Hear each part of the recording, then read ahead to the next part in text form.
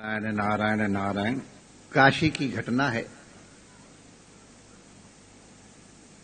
धोबी घाट पर धोबी गधे के ऊपर मोटरी लाद के लाया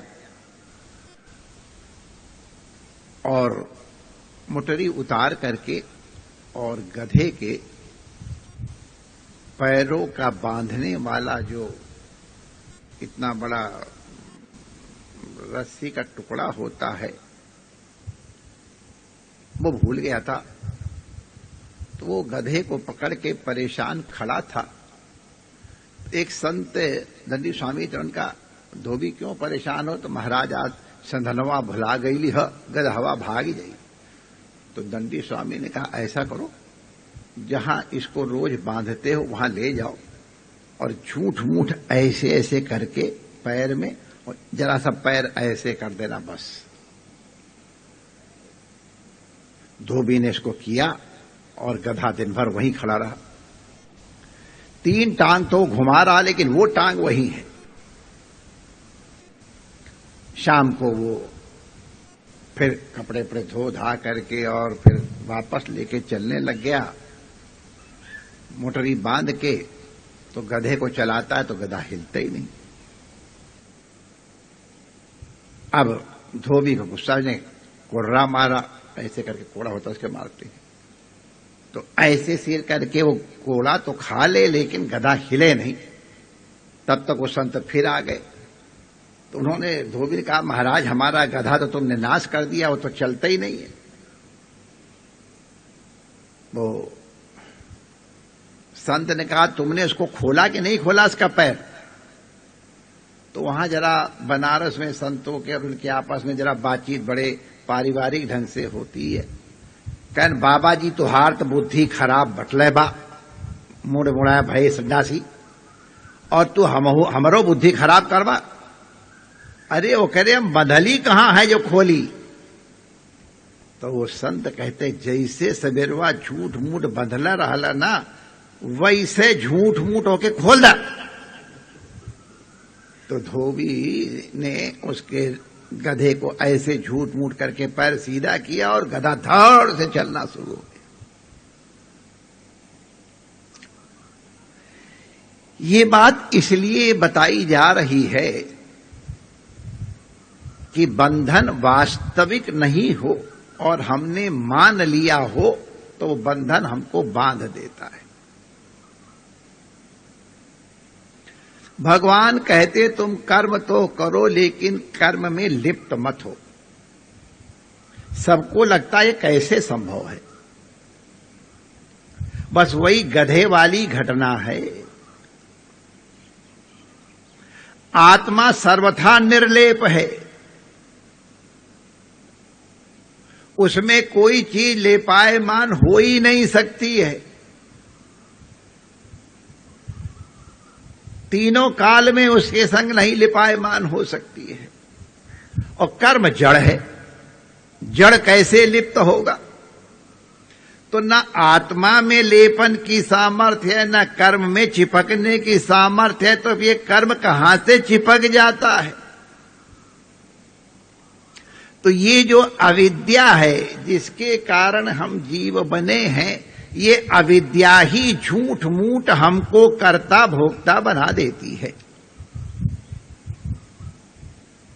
मनुष्य जिस कर्म को करने में अभिमान करता है कि मैं ये कर्म कर रहा हूं, इसका फल मुझे ये मिले, तो फल की आकांक्षा से वो चाहे किसी को दूर करने की हो, चाहे किसी को प्राप्त करने की हो, चाहे कुछ भी हो, जिस संकल्प के द्वारा मनुष्य चेष्टा करता है, मन में संकल्प करता है, उस संकल्प के कारण ही वो जो कर्म निर्लेप है, आत्मा निर्लेप है, वो लिप्त जैसी अनुभव होने लगती है और तब पाप और पुण्य होते हैं। ये पाप और पुण्य अविद्याजन्य, ये हमारे पैदा किए हुए हैं। भगवान तो लीला कर रहे हैं सब कुछ। अच्छा बताओ, इस संसार में ईश्वर सर्वभूतानां हृदय से अर्जुन तिष्ठेत ब्राह्मण सर्वभूतानि यंत्रारूढ़ानि मायया। अब हम नाव में बैठे हैं, नाव घूम रही है, अब उसमें न तो मलाह उसको घुमा रहा है न हम घुमा रहे हैं, कोई और ही घुमा रहा है और हम सोच रहे हैं हम घूम रहे हैं।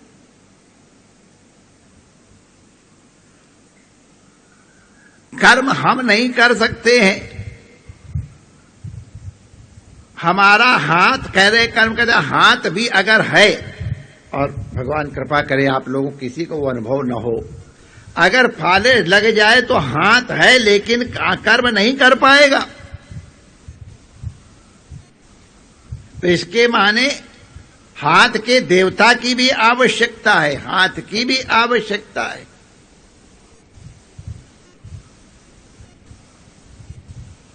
हम कर्म में जबरदस्ती अपनापन जो घुसा देते हैं वही बंधन का हेतु है। संसार में हम लोग हजारों हजारों लोगों को देखते हैं, हम लोग किसी की याद नहीं आती, लेकिन जिसके प्रति हमने किसी खास भाव से देखा या जहां जिसको हमने अपना किसी तरह से रिलेटेड, चाहे मोहब्बत से और चाहे नफरत से, किसी भी दृष्टि से देखा, वो तुम्हारे अंदर घुस जाएगा। इतने लोग नहीं घुसे, लेकिन जिनके साथ आपने संबंध जोड़ लिया, ये मेरे हैं, वो तुम्हारे अंदर घुस जाएंगे। जिसके साथ तुमने नफरत का संबंध जोड़ लिया, वो तुम्हारे अंदर घुस जाएगा। तुम्हारे अंदर घुस करके और फिर तुमको प्रभावित करेगा। वो तुमसे जुड़ा नहीं है, आपने अपने आप को उनसे जोड़ा है। हमने कई बार आप लोगों को सुनाया है कि हमारे पास सेब आए, हमने किसी से कहा जाओ ये सेब बांट दो जाकर के।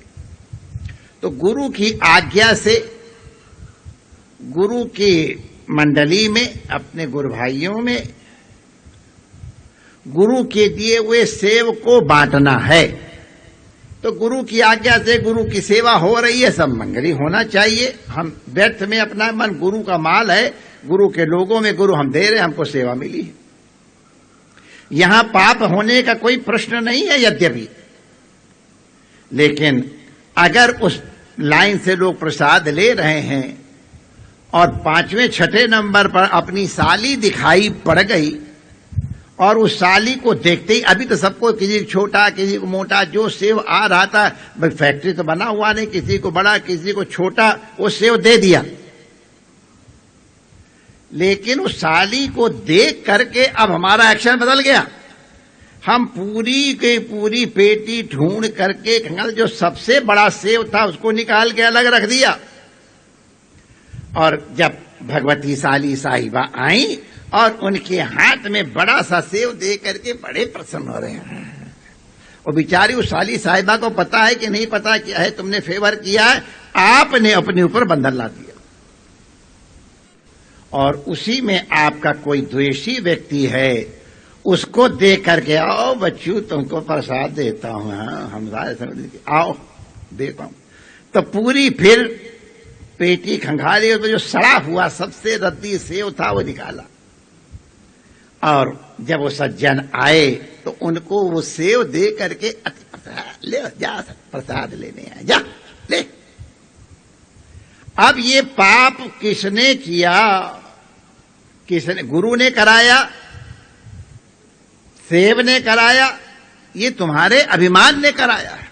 हमने अपने आप को, इतने गुरु भाई चले गए, किसी का ध्यान भी नहीं होगा किसको किसको सेव मिला है, लेकिन जिसको तुमने अपना माना वहां बंधन में पड़े, जिसको तुमने पराया माना वहां बंधन में पड़े। ये अपना पराया, अब कौन अपना है कौन पराया है, अब आज के युग में तो कहना ही बड़ा कठिन काम है।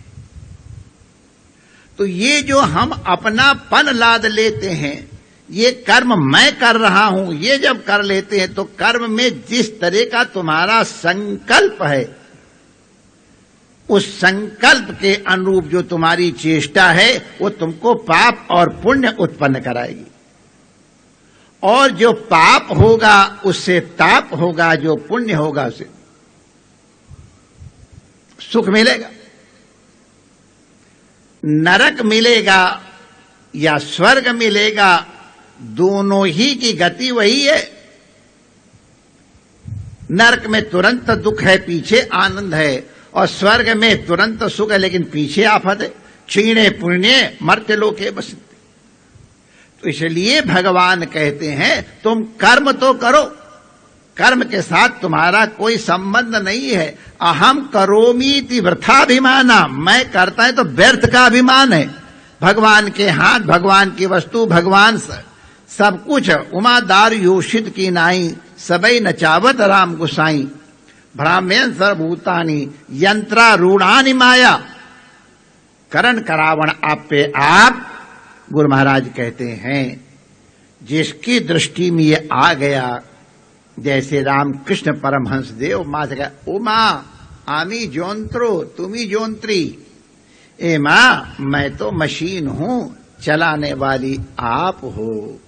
उसी तरह हम भी भगवान के हाथों में अपना सब कुछ समर्पण करें, अपना अभिमान भी समर्पित करें। मैं करता हूं ये समर्पित कर देगा तो मैं भोगता हूं, ये अपने आप समाप्त हो जाएगा। ये आनुकूल्य की प्रतीति, प्रातिकूल्य की प्रतीति, ये भी अभिमान जन्य है, अज्ञान जन्य है। इसीलिए पर प्रभु कहते हैं इस अज्ञानता से अपने आप को निवृत्त करो। जैसे संसार में रहते हुए अलग कैसे होगे, अभिमान के कारण चिपकते हो। कटहल की सब्जी बनाते समय जैसे थोड़ा सा तेल हाथ में लगा लेते हैं तो कटहल को कितना अमनिया करो, उसका दूध चिपकता नहीं है। उसी तरह भगवत स्नेह, अब कर्ता माने अगर कोई भक्त है कहेगा ईश्वर कराता है, सांख्य वाला कहेगा प्रकृति और गुण कराती है, जो माया और गुण कराते हैं, ये जो अनीश्वरवादी है नास्तिक कहेंगे प्रकृति कराती है। ये सब नाम है, हम करते हैं ये तो जबरदस्ती हमने जोड़ रखा है, कोई मानता नहीं। ये अभिमान हम निवृत्त करें भगवान की चरण शरण में जाकर के, तो हम समस्त बंधनों से निवृत्त हो जाएंगे। शनै शनै दुखों की आत्यंतिक निवृत्ति होकर के परमानंद की प्राप्ति होगी। भगवान की शरणागति से बढ़ करके सहज साधन और कोई नहीं। बाकी विवेक से भी हो सकता है, मैं करता नहीं हूं, मैं भोगता नहीं हूं, मैं इसका देखने वाला दृष्टा घट दृष्टा की न्याय इससे अलग हूं, ये ठीक है, ये भी मार्ग है। लेकिन हम तो तेरो नचायो नाचूं, ये अगर दृष्टि रखेंगे तो हम निश्चित निष्काम होते हुए भी भगवान की भक्ति के आनंद की, अमृत रस की भी अनुभूति साथ साथ करेंगे। परमात्मा आप सबका मंगल करे। सभी संतों महापुरुषों के चरणों में वंदन। यहाँ सभी उपस्थित भाई बहन उनको तथा विज्ञान के माध्यम से बैठे जुड़े हुए आप सबके लिए मंगल कामना करते हुए अपनी वाणी को विराम देते हैं। जय श्री कृष्ण।